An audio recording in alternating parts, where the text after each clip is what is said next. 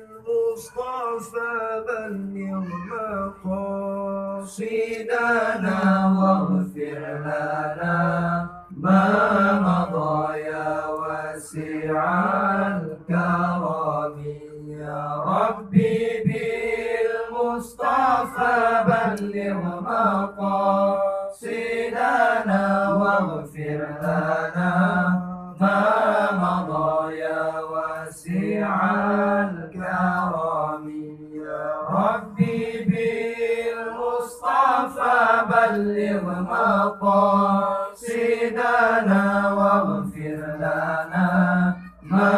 مضى يا واسع الكرم لم يحتلم قط طه مطلقا أبدا وما تساءل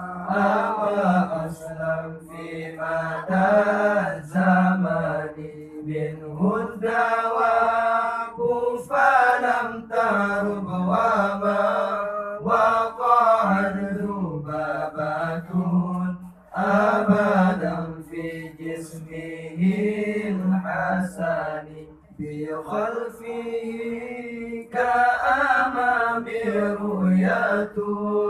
ثبتت ولا يرى فتر بول منه في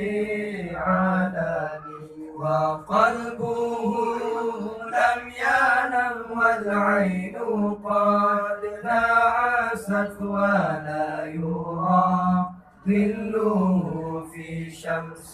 ذو الفطن كتفاه قد علت قوما إذا جلسوا عند الميلاد شفياذا بمختتن هذه الخصائص فافدها تكون آمنا من شر نار وسراق ومن مهان دعا إلى الله فالمستمسكون به مستمسكون بحبل غير منفصم صلى الله على سيدنا محمد صلى الله عليه وسلم صلى الله على سيدنا محمد صلى الله عليه وسلم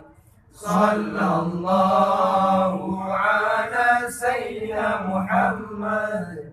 يا ربي صل عليه وسلم.